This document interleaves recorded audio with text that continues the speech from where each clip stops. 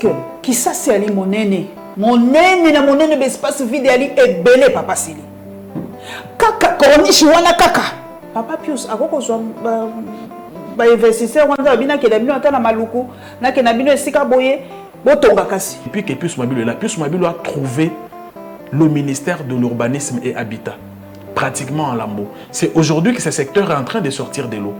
Pour preuve, l'équilibre des affaires avant son avènement, c'était de 13%. Hier, on faisait l'évaluation, on était à 63%. Vous trouvez normal qu'un ambassadeur qui n'est qu'un fonctionnaire, Yambo Kanaye, à Congo, non seulement qu'il verse dans la spoliation, mais qu'il soit soutenu par certains enfants du pays. Maman, est-ce que tant que tu as Mboko est là qui a Kokufa, tu as que tu as théâtre. Est-ce que vous avez que Mouini à Congo est congolais et Moko? Comment un projet comme celui-là ne connaît pas qu'il combattre un il y a un droit de l'homme. Les droits de l'homme, c'est de faire manger, avoir du travail, ainsi de suite. Est-ce que vous trouvez ça normal qu'un projet comme celui-là, un Congolais, de surcroît acteur social, militaire à droits de l'homme, à se permettre à comme Ramondengue wana yango za komona bato yango mondi mwana mboka Pius Mabilo loba ki na tutu moko comme que lobi alobi to banga l'état mwana mboka Félix Antoine Tshisekedi Tshilombo ayena bokonzi ba mibeko na biso parce que nous on a toujours dit que les lois nous en avons. C'est l'application de ces lois qui a posé problème. Okay. Gratuité de l'enseignement pays, ça existe depuis 2006 dans la Constitution. Tshisekedi Moutolongo dans la Constitution. Attends, on a passé des classes. Bilan est très positif. Très positif. Très positif. N'a pas sur un exemple moko. Na ba école est tout gratuité. Ba école les anakati akoto. Moni ba école batongi na bakan. To bandaka wana parce que zala ki ba ko moko négligé. To bandaka wana. Est-ce que quand tu entres au camp Tchatch, j'y étais hier, au tali les conditions dans lesquelles ba na ba militaire baza kotanga. Okolo ba ke tu sais que sali le côté. Na kamo butu pe salami. Na le biso dans tous les camps. Le mal était profond. Ce qui compte ils ont volonté à changer, n'a pas action à opposer. To bandi na kan church, toke na kan kokolo, toke na ba kan mususu. Ça va. Vous allez comprendre. Et donc deuxième mandat. Non, na deuxième mandat, c'est quand un mandat. En fait, biso to na bien, maman. Mais na une année on a to vendre to croiser ma bon côté. Na année électorale pe bossa musami. Na une année on a oza koloba. Yango corner chez Lingue Tongama. Ah, écoute. Na une année on a. Kaka to zo banda. Na une année on a. Elenge c'est ça na kati ya kosila. Makambo aza koloba eza ko wote pa na été eza makambo aza na bien comment na espace à 24 heures maman peut tenir 4 propos différents. Maman c'est le compte Twitter, maman on a sûr maman c'est le compte Twitter et quand tu regardes le compte Twitter là c'est créé la veille. On peut comprendre que eza manipulation. Manipulation. Moi je suis dans ma classe c'est ça compte Twitter. Na bien na kota la maman wana. Maman wana makamnyo ça ko le besoin voter pas na été. Vous assure. Naza très sûr. Naza très sûr que maman wana elle fait seulement objet à manipulation de la part des gens qui n'ont pas du respect pour naïe. Maman wana zana mbongo ko sala point de presse. Ko futa ba média. Pour l'être qui monte vous assure. Maman wana zana mbongo ko sala point de presse ko beng ça ba média ko futa bango.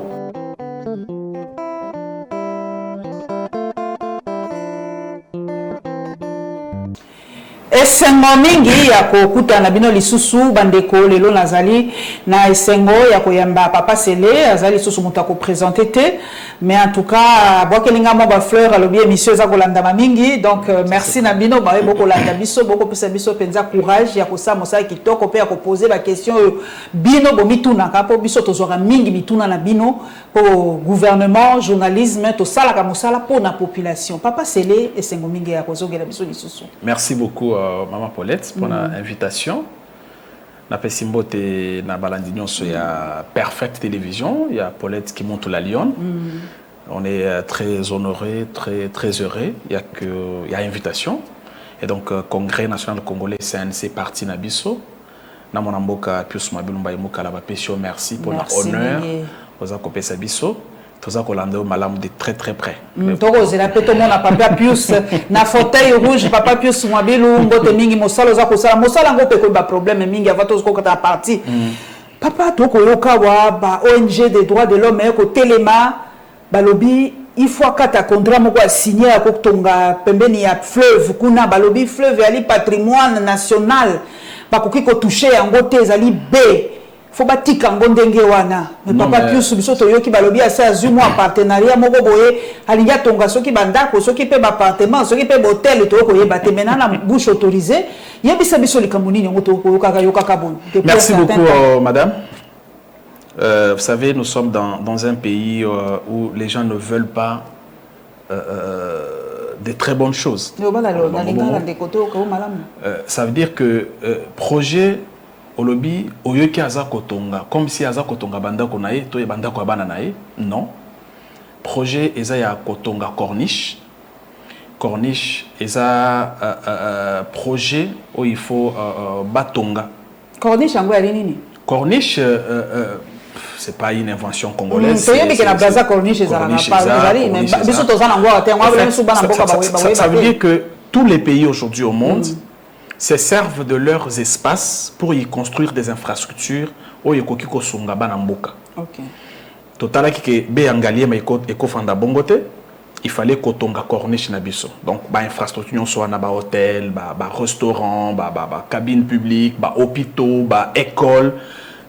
Ça fait partie, il y a développement, il y a tissu urbain d'Engetolobaka. Alors, Yomoko Utskolobake Corniche, ce n'est pas une invention congolaise. Na Braza Corniche, ça, Soke na Babikila Poto, Batunyon so Batonga Yango. Alors, ici au Congo, le projet Yakotonga Corniche est bandit na pouvoir ya fachité. C'est un projet qui a existé, un peu comme projet, il y a construction, il y a port en eau profonde, il y a banana. C'est parmi les projets où il y a banda Kikala, où il y a Zalaki. Ce que le gouvernement actuel a fait est multidimensionné comme projet. C'est-à-dire que au lieu de la dimension moroboé et comme on a la dimension et belé, au lieu de la infrastructure, moko tomi balé, il faut to multidimensionner. Alors, déjà le 24 avril 2019, au moment où l'Agence congolaise pour le grand travaux, et bandaki déjà la discussion pour mettre en exécution projet et construction, il y a corniche na Kinshasa. Bana Kinshasa projet wana ezakaka na cadre de développement urbain ndenge Congo eza na kati ya kobonga ndenge mokonzi mboka eza na kati ya kobonda pour que Congo ait se développer dans tous les secteurs et donc développement urbain ezakutu moteur il y a développement il y a mboka. C'est comme ça que le 7 août 2021 na conseil de ministres gouvernement élevé option il faut pas matérialiser projet wana. Le 13 août de la même année une délégation ministérielle, donc Mwanamboka Pius Mabilou, Molendo Sakombi, vont traverser pour Brazzaville pour échanger expérience. Nabato Batonga Corniche à Brazzaville, Baeba, et les Kanakandengenini, ainsi de suite. Tango Bazongiawa, ils sont même allés dans la 6e édition Yamakotano na Pullman Hotel pour présenter projet, avantage na Yango, contribution à projet na développement ya mboka. Et donc projet on est bien ils ont un cadre partenariat public privé parce que l'état azana posa les sociétés atika ba espace na ebongo ce qui l'état azana makoki ya kotonga te akoya na mama Paulette ce qui azana makoki ya kotonga botongi yo tongi na l'état vous partagez les pourcentages l'état gagne yo peut osa gagner.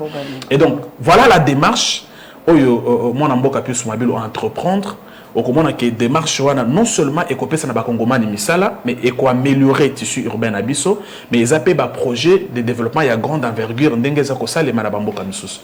Alors après toutes les démarches il fallait que mon mboka Pius Mabilou a ça la descente sur terrain pour na ko sala état des lieux ya be angaliema.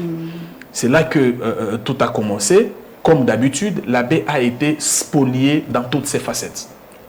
Bazako tanga komba ba ministre ya kala baza kotanga komba ba ambassadeur ya bamboka misusu baza kotanga mboka ba komba ba ambassadeur ba responsable ya renseignement baza kotanga komba ba tebele tango basali parce que basali tu es na be yango papa Céleste be yango eza na commune nini non be eza na Ngaliema non eza na Ngaliema ibandi kaka à partir ya UTEX Africa ba onyo ça si ma UTEX ti na palais de la nation. Tini n'a parlé de la nation. Et donc, voilà un peu en bref. Et donc, tant que Basalisco descend sur terrain, premier constat, c'est que B est spolié à outrance, dans toutes les facettes. Les ambassadeurs sont cités, les anciens ministres sont cités, les anciens généraux, les colonels, et j'en passe. Mwanamboka Pius Mabilou Azalaki, c'est lui qui a conduit délégation et qui a la descente. Mwanamboka Molendo Sakombi Azalaki, ministre Atali aménagement du territoire, première descente. Tant que basali premier rapport na conseil de ministres. Le côté c'est un gouvernement était place to lingito tonga corniche ils a spolié et que na ba condition na so to lingito tonga et ko tambola malamu te, ils vont faire une deuxième descente. Cette fois na gouverneur ya ville. En tant que patron, il y a ville ya Kinshasa. Après descente c'est comme ça qu'ils se disent nous sommes un gouvernement respectueux il y a loi ya mboka. Même si ba congomani ba spolier, même si ba étranger ba spolier, mais ils ont leurs droits. La première démarche normalement non kasi yango na le bis ceux qui ba somba kango normalement balinga ki balela te to balinga ki ba banda ko influencer ba ONG tendengo moni ba tweet moko ezo bima a ba on to se to bi kiza ba tweet moko ba ambassadeur ba komi ba pesi na ba batia na ba réseaux sociaux et donc ceux qui ba somba réellement parce que après deuxième descente maman Paulette ba lobi que batia commission en place commission ils a géré na hôtel de ville ceux qui osent na moi réclamation osent na doléance osent na recours osent na ba document OK kota la commission au PSI élément aux anayango commission est analysée ce qu'on a raison l'état va assumer ce qu'on a raison l'état va également s'assumer en tant voilà et donc au lieu bandeko bazwa ba document bazana yango ba kende na na commission bango bazozwa ba ONG ba journaliste mususu baza ko influencer bango ba koma bikoma koma na réseaux sociaux est-ce que vous avez que Mouini ya Congo est congolais et moko. Comment un projet comme celui-là ne connaît pas qu'il combattre yango? Dans le cas, il y a un droit de l'homme. Les droits de l'homme, c'est de faire manger, avoir du travail, ainsi de suite. Est-ce que vous trouvez ça normal qu'un projet comme celui-là, un Congolais, de surcroît acteur social, militaire droit de l'homme, à se permettre à comme yango za komona bato yango moni mwana mboka pisu mabilo lobaki na tweet moko ko makilo bia lobi tobanga l'état décision ils ont maki que bato so baza ko tonga place wana batika ko tonga na oyo basi batongi bayana na ba document total ba permis de construire ce qui est monani que na administration ezala ya urbanisme ezala na affaire foncière monto moko asali mbeba l'état va se prendre en charge ce que to kuti pe que yo oza na raison ben l'état va s'assumer. Okay. Donc et loko to sengi na ba kongomani au lieu ko koma bi comment na réseaux sociaux puis sous mabilo aza ko sala la ka mboka et il est fait dans le strict respect ya mibeko ya mboka. Papa Sele oza na réclamation maman Paulette olobi ba kende na commission eza na hôtel de ville ko kende na réseaux sociaux parce que réseaux sociaux eza ko peut se reposer na si c'est le ka mboka na moni parmi bato oyo baza utiliser na ko lobango na yebi ceux qui baza utiliser na ba ambassadeur parce que est-ce que vous trouvez normal qu'un ambassadeur qui n'est qu'un fonctionnaire ya mboka na ye a na Congo non seulement qu'il verse dans la spoliation mais qu'il soit soutenu par certains enfants du pays. Maman, est-ce que tant que lobaka ke mboka ezala ki akokufa bilo boka saka ke tozo sala théâtre alors qu'effectivement mboka o ezala ki akokufa nyon seza théâtre mboka o ezala ki akokufa alors que nyon seza théâtre te yango moni journaliste moko aye kokoma na réseaux sociaux le bina tanga ki article na yeke non mona mboka plus mabilu na makambo o ya be angalema azako combattre climat des affaires. J'ai compris qu'il connaît même pas la signification du climat des affaires parce que ce qui aye baka yango elle allait commencer par s'informer na koyeba était depuis que plus mabilu est là plus mabilu a trouvé le ministère de l'urbanisme et habitat pratiquement en lambeau. C'est aujourd'hui que ce secteur est en train de sortir de l'eau. Pour preuve, le climat des affaires avant son avènement, c'était de 13%. Hier, on faisait l'évaluation, on était à 63%. Bravo. 63%. Papa Sele, nakotuna motuna balamboka balandi yo balobi bon OK. Balamboka et ça toujours pas si moto investir mbongo na ta zoki bikandango na ndenge ya ça dépend mais zaka ka l'état ngo moto pesa ka pe mikandango bato ba comprendre kate. Est-ce que qui ça c'est ali monene na monene be espace vide ali ebele Papa Sele. Kaka koronishi wana kaka. Soki déjà bato batongi. Bato ba sali babiloko na bango. Pourquoi pas kozo espace mususu ndeko Sele ko sala kasi makambo mususu ba hôtel ngo fleuve ezali soki combien de kilomètres? Ezala ba kilomètres bien. Ba kilomètres lié tondi fleuve ezali quoi nini colonne vertébrale ya mboka na biso. Papa Pius akoko zo ba investisseur wanda bina ke na bino ata na maluku na ke na bino esika boye botonga kasi en attendant que bewana basala makambo susu boko kende pas iska mususu te maman Paulette okomona makambo lolenge wana te te pomba na moko babina tuna yo l'état ekufaka te oyebi plus mabilo lobaka na émission moko alobi bato bakoleka mais l'état ekoleka te l'état ezali na évité depuis au botama au sali mbambule belé na mosala o soko so koti na lopango moko boyo kuti bato bazolela balobi que l'état akofina kati ezaka bato nde bakufa ça veut dire que ce qui tokei na to landi logique na yo to ça pour consacrer impunité. Or état de droit au mona mboka Tshisekedi amemeli biso voudrait que chaque citoyen étranger ou pas à respecter mibeko ya mboka na biso. Nous ne pouvons pas comprendre qu'un ambassadeur aya a au s'ingérer na fonctionnement ya mboka na biso. C'est intolérable. Malheureusement, c'est des choses qui ont existé. Et qui existent encore. Non, qui n'existent plus parce que est-ce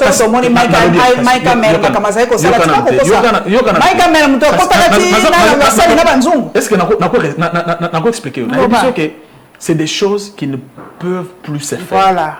Pourquoi ça ne peut pas se faire? Parce que gouvernement y a union sacrée. Parce que moi Namboka Félix Tshisekedi Tshilombo mais biso état de droit et donc fin et à récréation. C'est pourquoi il faut battre l'État, il faut respecter l'État. Yo aux an droit moko to c'est l'État qui ngai comme na sina vandi awa yo kende kunate. Et ça les makate. Et ça les makate. Yo il faut se conformer na mibeko, il faut respecter l'État, il faut la soumis na mibeko à l'État et donc l'État est décidé batonga corniche place wana ndenge Brazzaville ce qu'on pone ni ba Brazzaville ba ça peut Denis Sassou Nguesso que yo tika biso awa to tonga yo kendo tonga place mzuzu parce que attention maman ils ont ba étude de ça les mecs il y a des projets qui ne peuvent être appropriés que na terrain moko boy ceux qui après étude ba moni que projet wana il faut ça la place wana na basité ceux qui congomani moko ceux qui français moko à côté ba bisi Macron non awa biso to sito tongi na ndenge na biso yo kende ko luka maluko ceux qui place ni no tonga parce que na maluko pe ba projet eza na beta bino ngamba kine lenda na beta bino masolo ya nouvelle ville ya ville kitoko otoko tonga na côté maluko et donc to sangi na ba congomani na kosisa na koloba ete ba congomani mosala ekosalema corniche ekotongama pour na développement urbain pour na développement ya Congo. La construction à corniche, les Congolais sont engagés d'abord dans la construction. Et tant que l'infrastructure, un projet, il y a des Congolais qui auront du travail. Le Congo va aussi, comme d'autres pays, rayonner comme il rayonne déjà à travers l'infrastructure. Donc, projet, à table sali réunion ambassadeur parce qu'on a toutes les informations. À table réunir ONG Nyonso. On sait aussi comment ça fonctionne, les ONG, on sait qui leur donne l'argent, c'est des choses qui sont connues. Et donc, mais si quelqu'un s'est dit membre d'une ONG et qu'il combat un projet comme celui-là, excusez-moi, c'est grave. Voilà pourquoi plus on a raison. Tant que ça tout l'Inga Congo. OK. Tout l'Inga Congo. Conséquence, maman Paulette, c'est parce que Congo est là qui dirigeait Nabato Babanda Kolinga Yango. Merci papa Sélé. Yango plus mabilo alobi.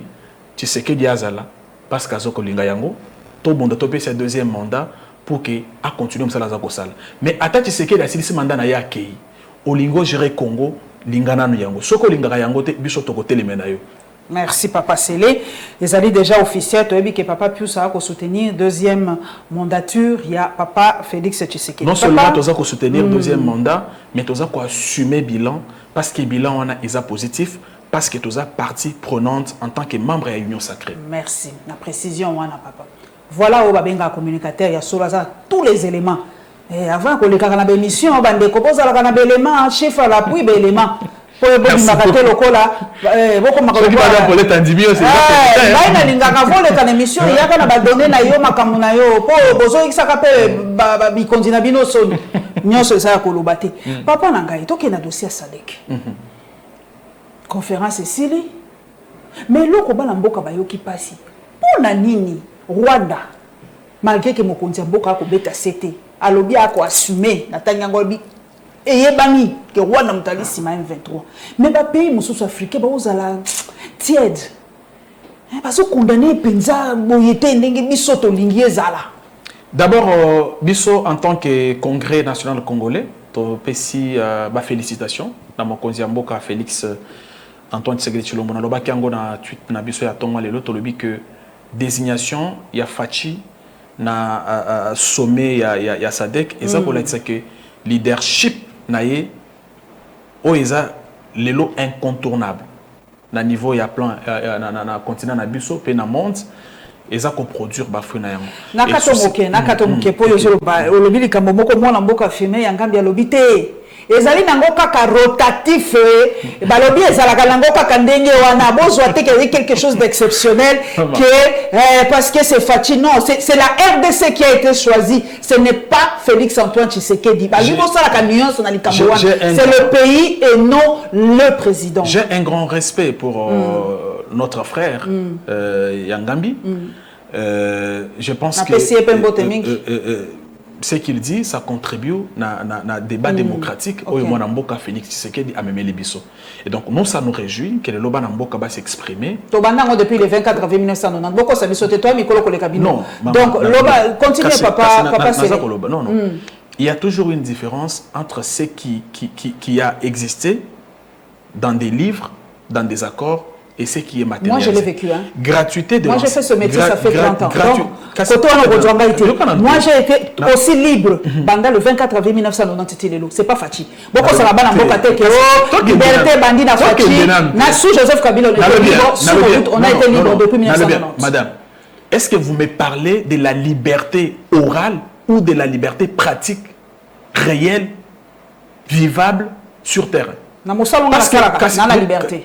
Moi, je ne parle que de mon boulot. Na boulot na libre. Depuis le 24 avril 1990. Ceux qui ont la liberté,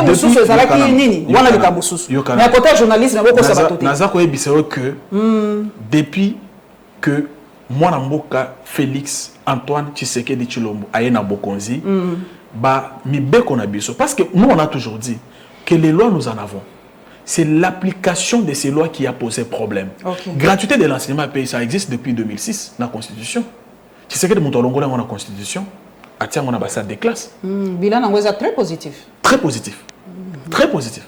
N'a pas sûr qu'un exemple, Moko. Gratuité. École, les gens qui ont école Batongi, parce qu'ils ont négligé. Est-ce que quand tu entres au camp Tchatch, j'y étais hier, au tali les conditions dans lesquelles les militaires basent Kotanga, au Koloba tu sais que la salle est l'autre côté. Dans tous les camps. Tous les camps militaires. Le camp qui est sur 24. Et ça, on a camp Tchatch. Mais c'est un projet. Dans le bien. Est-ce que Nakoloba na lobby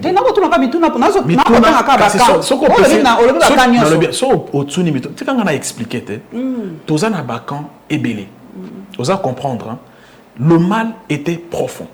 Ce qui compte est la volonté ya ko changer na ba action toza ko poser to bandi na kan church toke na kan kokolo toke na bakan mosusu ça va oza ko comprendre. Et donc deuxième mandat non na deuxième mandat te kana mandat en fait biso to bien maman mais na une année on a to revendre to croiser ma bon côté na année électorale pe ko ça mosami na une année on a oza koloba yango corner chez linge tongama na une année on a kaka tozo banda na une année on elenge c'est ça na kati ya kosila na une année on a na terre jaune pour la première fois une route avec macadam na terre jaune na Congo profond pe botongi wapi na Congo profond otali ponto jeté na Tshikapate na Kisangani te maman Tshisekedi biso toza ko soutenir était par sentiment toza ko soutenir parce qu'alingi mboka pe aza ko salela mboka yango moni même autorité morale na biso qui est membre dans ce gouvernement na secteur oyaye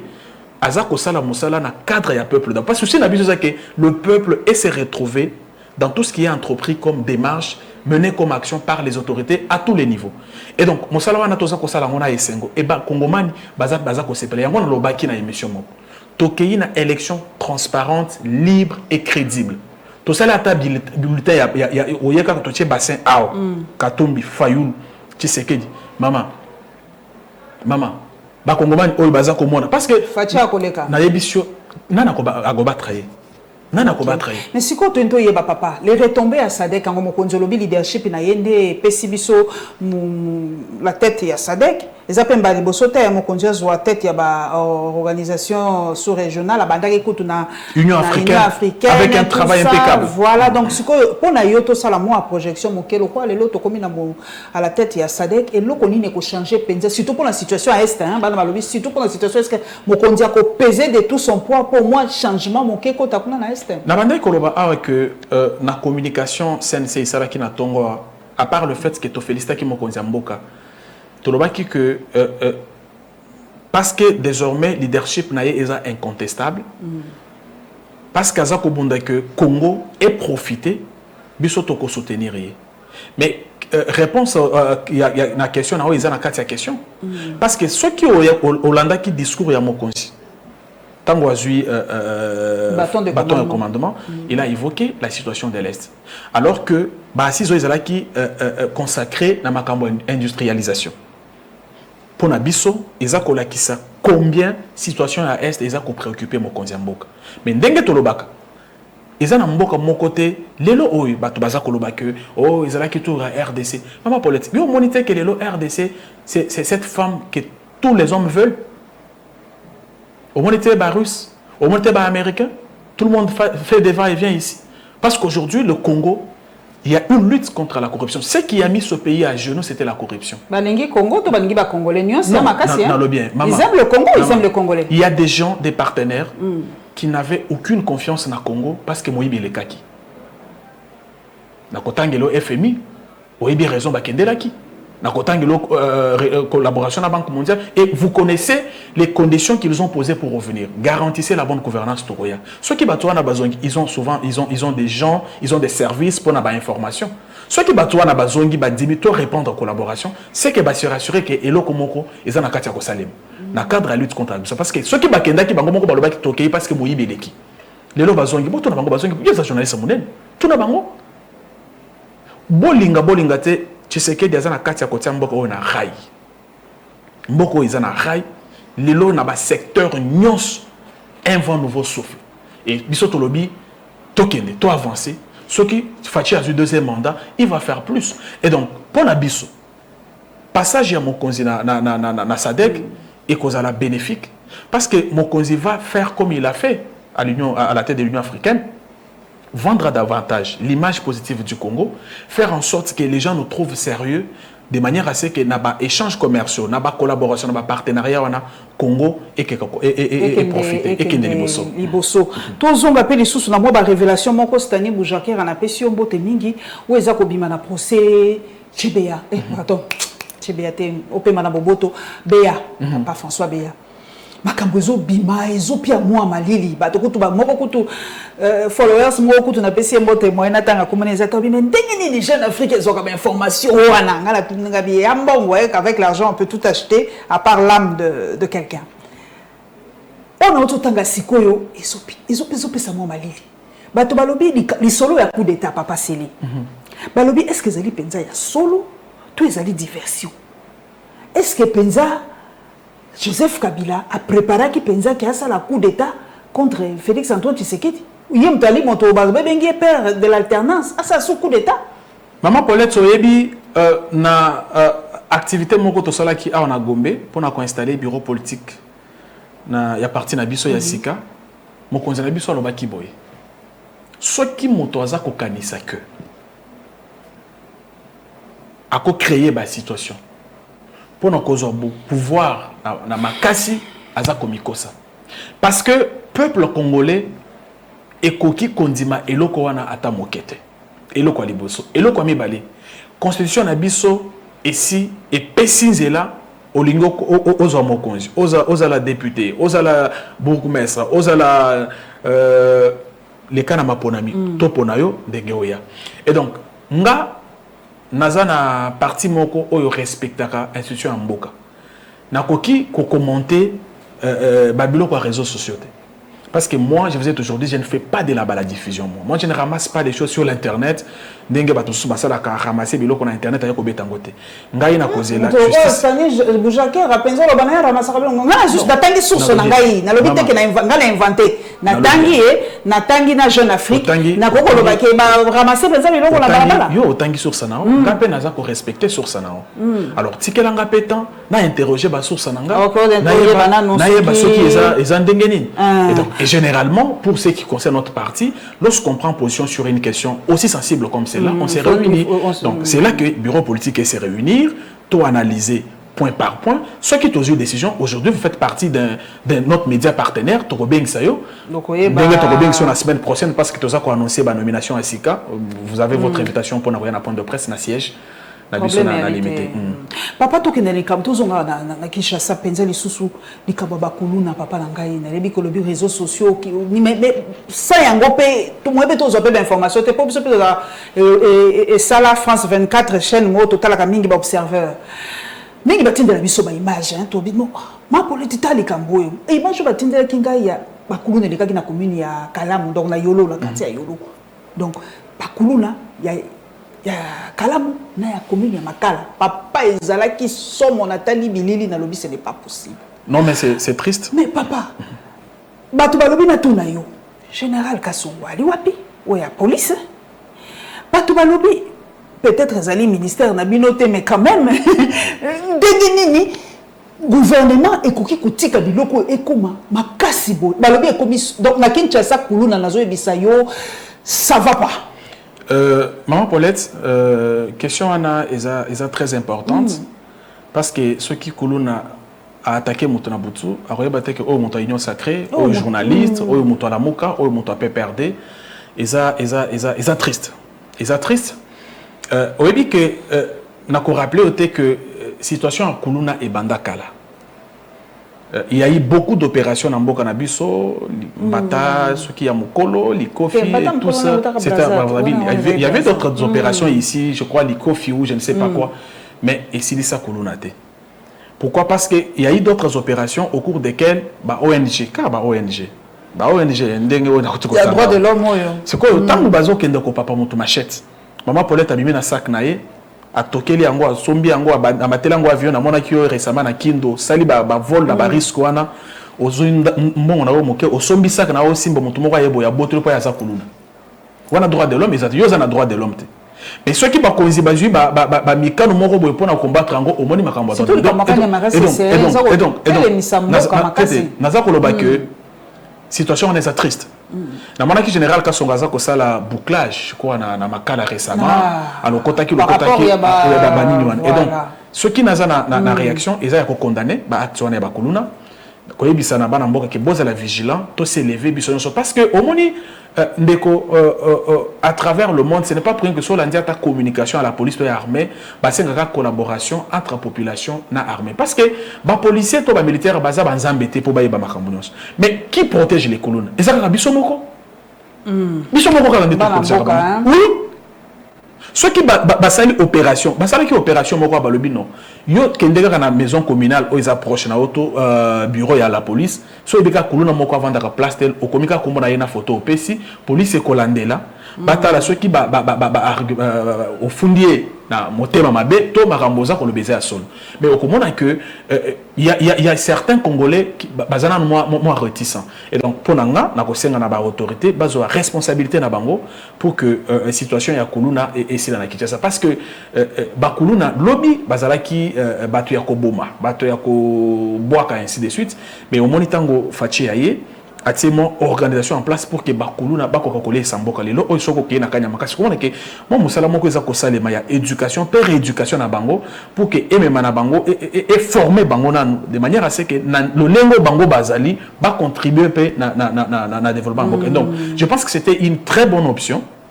Il faut que toi accompagner yango ba parents toi accompagner yango parents akasite que so ba juma na ba kena kanyama kasese ba kay ko boma été parce que depuis ba kay mutu moko te ba bobi mutu moko te ba beti pe mutu moko te contrairement na ba biloko na bilo na zoma na réseaux sociaux et donc pour la biso mais basi mingi ba ko lela likambo kanyama kasese sango ba bali baza ko zwa na ba innocent kaka ndenge on a sans vérifier non maman mingi ba ko lela basala ka musala ya vérification basala ka contre vérification naza ko pesa exemple au monaki récemment na batu bakanga ki à peu près 200 personnes na Makala au moni police à télémissi bango, baza ko procéder na vérification parce que les véritables personnes qui peuvent accompagner à l'état na vérification ils a population parce que bango nde baza ko subir ba acte wana. Yango moni ba télémissi ki bango na makala par exemple, baza ko poser ba population ba question. Et donc je pense que c'est eza question où il faut unir biso parce que kulu na yebite que oyaza monto opposition aza monto majorité soka bimeli a kosala o mabe. Ko sala penza mabe tozonga na Est République papa na ngai. En tout cas, tozali de cœur na bino bato est de la République, ezali mboka na biso mobimba, soki liboko ezoki nzoto nyoso yoka kapasi papa likambo bunagana bana mboka balobi tuna papa sele 2 mois yango toko kende ba ko telema pe ba komi pe arrogant hein balobi il faut ba dialogue ezala bazo tema bazo loba tout ça. Comment on peut reprendre bunagana papa sele 2 mois yango likambo nini to bosani bunagana to ndenge nini bunagana to bosana ngote mama bunagana to bosana ondeni parce que biso tolobi ke Congo ata centimètre moko te ekokende wana eloko ya liboso eloko ya mibale biso toza kosoutenir mokonzi ya mboka na démarche nyonso aza kozwa pour que non seulement to récupérer bunagana mais kimia en tout cas kimia ya solo ezonga na mboka na biso mobimba mama Paulette oyebi stratégie militaire ou bien fonctionnement ya service militaire ezalaka différent na fonctionnement ya service mosusu au moins ta communication ya service militaire pour porte-parole armée, tout militaire, où il y a gérer l'opération, il faut avoir autorisation et hiérarchie. Au fait, bango bazana fonctionnement monsous. Et on vous le dit souvent que stratégie militaire, bako tanga na TVT. On dit que na bunagana ezala qui piège. Piège parce que bato M23 rebelle comme Tobinga Rabango, bazala qui na posa affrontement et ça les manakati ya bunagana, bakongomani bakufa. Finalement, tokolela combien de Congolais dans la situation. Et repris, on a armé c'est stratégique, effectivement. Au lieu de perdre les Congolais, tout ça, la repris, stratégique, tout s'organiser, bon, je te rassure que Bunagana sera récupéré parce qu'il y a des plans qui sont en place, qui sont en train d'être mis en place pour passer à l'action. Et donc, ne vous inquiétez pas, tant que Tshisekedi est au pouvoir, aucun centimètre de notre pays ne sera entre les mains des étrangers. Dialogue, toko boyangote. Dialogue, maman, toko boyangote. Mais dialogue autour de quoi? C'est ça le problème. Dialoguer, ce n'est pas un problème. Au moins, Russie, na Ukraine, bien que Bazako Bonda, il y a des moments où Basololi, ils se mettent d'accord. Par exemple, la Makamboa, céréales, Banini, ils se mettent d'accord, il n'y a pas de problème. Mais dialogue autour de quoi? Parce que mon Konzambo Kaza clair. Mixage, Kosale Makalusu, jamais n'armé Nabiso. Brassage, jamais n'armé Nabiso. Mais ce qu'ils ont dialogue parce que Bolingibo déposé Mindouki, ok, d'accord. Il leur a dit à plusieurs reprises. Parce que eux, ils ne peuvent pas réclamer na fachi aya ko appliquer accord ya côté que la bangomboka parce que basinyaki en 2013 parce que basinyaki en 2012 parce que basinyaki en 2009 na ibisa que récemment que tango Kagame aye awa na matanga ya Nkondo Tshisekedi c'est le problème qu'il pose au président de la République. Ba M23 baza ko menacé, ils sont disposés ya ko jouer partition na bango, mais est-ce que vous aussi vous êtes prêts à jouer partition ngana jouer médiation? Ya tuni mais médiation na comprendre té partition, ça veut dire quoi? Tant que vous avez accord, vous avez réclamé mixage, maman Paulette. Oh, ils ont laissé bis. Tout ça, tu sais qu'il n'a jamais signé les accords avec eux. Si les accords signés en 2013, c'est qu'il n'était pas au pouvoir.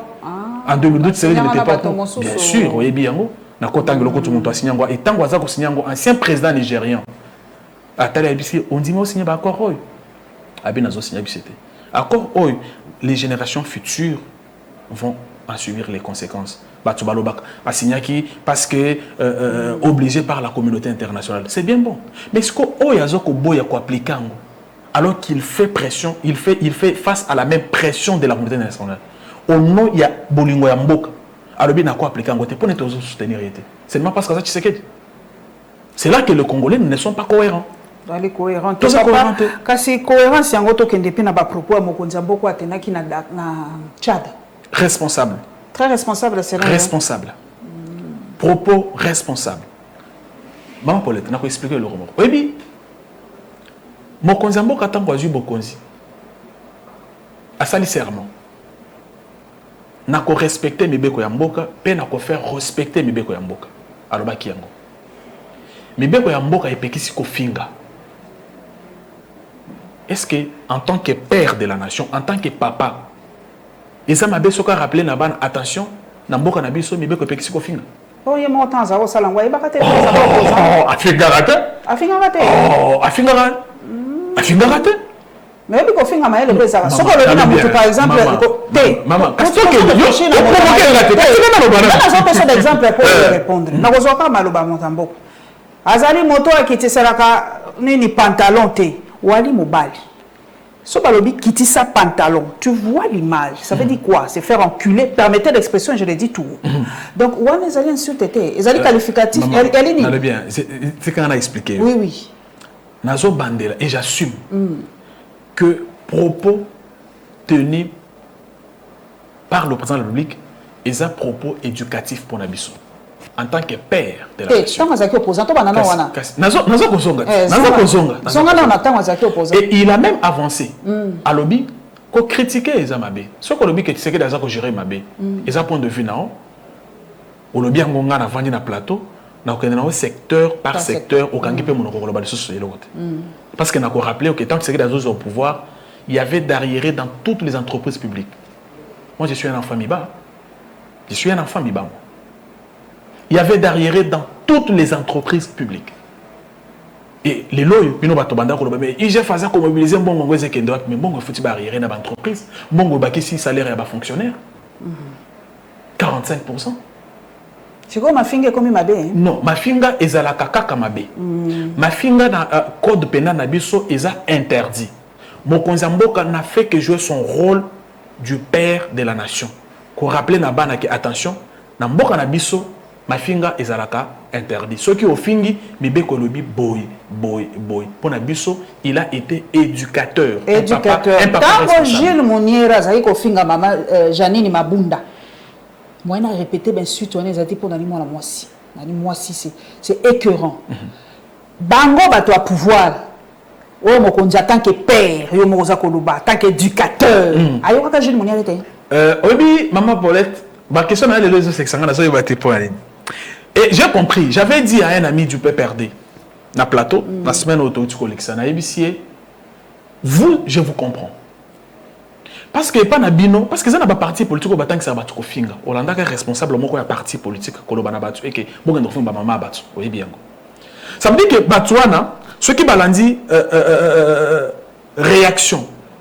Ton propos à mon konziambo comme bango ba mesana ko finga bazako oui bien moi il dépend c'est finga à terre dans le bien maman ngai na quoi suivre moi j'assume mes propos dans le bi parti à plus ma bible et finga à terre là j'assume c'est finga mais il dépend c'est finga mais sikoyo moi j'assume kasi lobak il dépend c'est finga aux journalistes ceux qui ont na katoyo kaka il dépend c'est finga ceux qui ont le moi j'en fais partie ba finga ceux qui ont le bi que batutel ba finga certainement que osako détenir preuve. Mais la deuxième étape c'est laquelle? Non mais ça m'insulte. La deuxième non, je ne vous doute pas. Voilà. La deuxième démarche c'est laquelle? Zoba insulte wana va saisir un juge parce que mon to ko tanga komba abimi bolo. Awuti bolo. Oui, bi pone kene bolo. Awuti bolo. Oui, pone kene bolo. Mais c'est parce que na Tshisekedi alobaka yango ozala mwana mai nanga to tanga nayo ceux qui osa ko salela mboka. Osa ko respecter mibeko ya mboka te. Au yibi, au fingi, justice et qu'on s'en charge. Mon tour, tu est-ce que télévision attend, tous gagner, bien to réfléchir ensemble. Balobi, quand moi comme mon konziamboka, ayoki ke ko finge swaka, ayoki c'est pas facile. Hier abanda ko critiquer, abanda ko finga. Oui, abanda ko finga, disons. Ayoki pe ke ko critiquer pour ma ayoki ko critiquer pe ça la passe. Mais aboyi ma finga. Maman, ma finga et pekisami. Critique, ça fait partie de la démocratie. Ce sont des choses différentes. Koloba que Paulette qui monte au salaka émission mabé.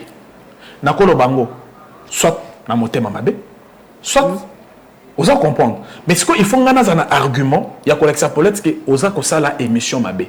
Mais koloba que Paulette tala mutu boy, wana na fingi. On est pekisami. La personne se comprendre. Justice est équitable parce que PG a quoi que se saisir ne l'autre 5 minutes à porter plainte. Ceux qui par exemple montent à bimisi sex step to kende to matato kita.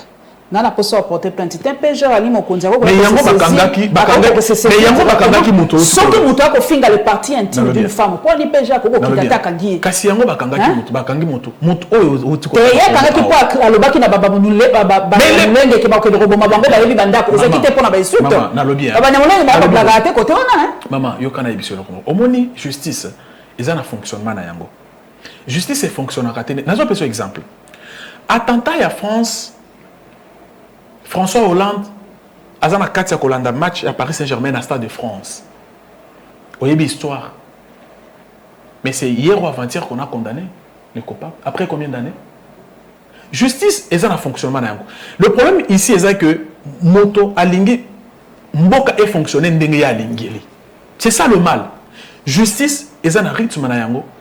Au moins, par exemple, maman, azakoto moto SIDT na moni ba keiko bazako rouler maman attend respect ezate maman mukolo attend respect ya ko respecter maman ya batu ezate mukolo age nini tu sais que depuis on est pour la balle mibali age bolobe la kate l'âge n'est rien l'âge n'est qu'un chiffre tu sais qu'il a fait la politique juste à mourir politicien on est pour ce comme moi si bozo ba age biso tozo age là nini pour moi tozo ko pekisa na moi c'était alors pourquoi vous avez accès sur son âge et non pourquoi vous mettez l'accent sur son âge mawa ya nini mawa na ndenge azali analphabète azali malade azali ni bokele mawa parce que makambo aza koloba eza ko wota pa na yete eza makambo aza ko je muniere pesa wota na lo bien comment dans l'espace, il y a 24 heures. Maman a tenir 4 propos différents.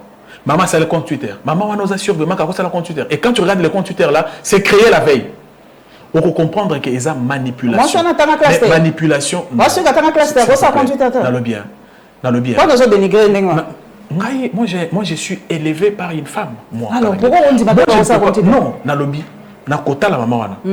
Maman wana makamnyo saza ko le bezo te pa na été. Vous assure. Naza très sûr. Naza très sûr que maman wana elle fait seulement objet à manipulation de la part des gens qui n'ont pas du respect pour naïe. Parce que bango makambo baza ko comment ko maman lelo maman lobielo lobi maman lobielo lobi ko pe maman lobielo. Ça veut dire que baza ko ebise ke ndolo maman wana za na mbongo ko sala point de presse. Ko futa ba média.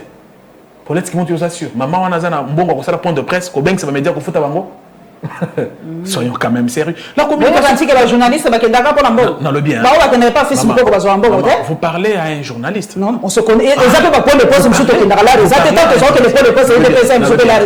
parlez à un journaliste. Tout ça, je te dis que. Ma partie, nous sommes dans le biboy. Dans le biboy. Dans le contexte actuel. Dans le contexte actuel. Maman, on a encore réunir une trentaine de journalistes. À un numéro de journaliste, maman, on a contacté Bango. À Ebis Bango Boya, dans un point de presse. À PC Bango, frais de diffusion, il y a élément. Maman. Bref, il s'agit de la manipulation. Mais biso et l'autre, c'est biso mal. Ceux qui beaucoup manipulé et à critiquer pouvoir, il n'y a pas de problème. Mais qu'on manipule mout, quand il y a ma finga na monoko. Pour afinga bateau. Wana ezamabe parce que mobeko et boyango. Papa Charlie, comment la souka? Président 2 minutes. Donc il y a une question à souka to yoki déjà message lobby critique mais ma fingate to ke na likambo bana mboko balobi RDC a quand même la prix Nobel. Papa Denis Mukwege. Médecin, mais sans oublier c'est aussi un Congolais qui a aussi ses opinions. Pour l'année de l'élo et comme il y est passé pour s'exprimer et comme il y est passé pour se mouvoir. Comme il y a université à Salama, Kamunaï, sous-souté. Liberté, en gros, papa, tu sais que des libiso, ils ont coupé qui s'abattent, le balikambo, ce qui a se fait, n'ango, t'as bloqué bateau. Oui, dit que les lopos battants combo dans la Kinshasa, il faut que ça. Au moins, tu sais, mon sous soit bandé pour le bas qui a vivre en clandestinité. Non. Bolodja, Hollande qui était. Au moins, qui a tué, oh, dans une information, en fait, les gens ont compris. Le mal que nous avons, et ça c'est le malheur que nous avons, nous de l'Union sacrée, c'est que le président Tshisekedi n'a pas eu une opposition forte. Il a eu un club d'amis des anciens pilleurs de la République, tous Baïba, Mbongo à l'État, Baspolia, Botola, Bassia Bateau et tout ça. Tant que vous sifflez, fait une répression à Bango, c'est constitué en bloc, une opposition. Maman Toza a eu une année des élections. Yosa journaliste, projet de société à Fayoul. C'est quoi le rêve des Fayoul sur le Congo? Ça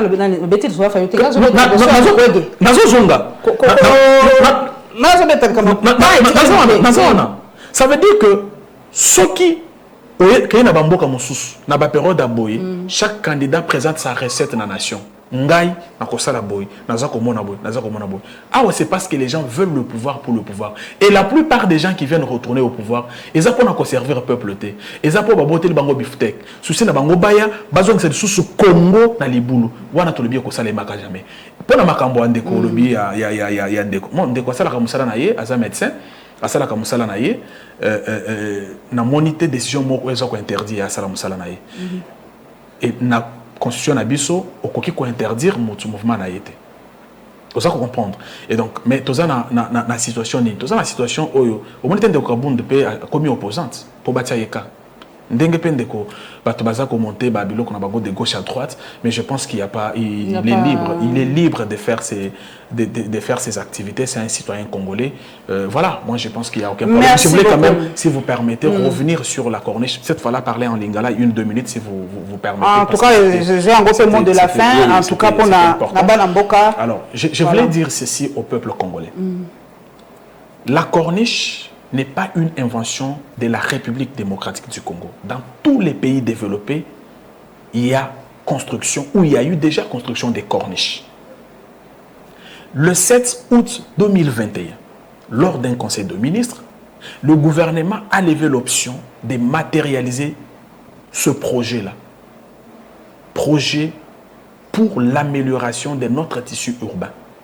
Projet pour le développement urbain, parce que le développement d'un pays, il est d'abord urbain. Construire les hôtels, les restaurants, les maman, on parle aujourd'hui. Non, mais aujourd'hui, vous savez, on parle de logements abordables. Ça veut dire qu'ils tiennent compte de tous ces détails-là. Et donc, après le 7 août, le 13 août de la même année, une délégation ministérielle a fait les déplacements de Brazzaville pour échanger les expériences avec... non, je l'ai dit en français parce que je l'ai... Non, l'émission, bref, ce qui se passe, c'est de la manipulation de certains ambassadeurs, de certains responsables, parce que l'abbé d'Engaliema a été spolié et le ministre d'État, Pius Mwabilou, à la suite de 2 visites effectuées sur place, a demandé qu'on arrête les travaux et que tous ceux qui avaient déjà construit, une commission est créée, installée à l'hôtel de ville de Kinshasa. Vous avez des revendications, des doléances de recours. Allez voir la commission. Merci, ne venez pas Papa Sélé. Papa Sélé, Papa Sélé, merci, merci, Mini Papa Sélé, message de l'équipe communicateur qui toque. Merci beaucoup. Salut mon salam na ozo administranga c'est un communicateur pour chauffer pour malobé bima, c'est ça notre rôle hein. Nous on n'est pas là pour juger, on n'est pas là pour ni même au sala donc au senga bao bali ko communiquer hein. Botangaka, je répète ça 5 fois. Et ça message on a pesa pour tous au monde na bilili ezo sa kito côté ko soutenir mutu ezali na double face ko soutenir ye au dindicier au soutenir ye au matissier. Faites attention avec la communication, c'est pas une blague. Ça c'est le conseil de la mémé de la presse au sala blague la communication. Donc au monde très très prochain. Merci beaucoup. Merci.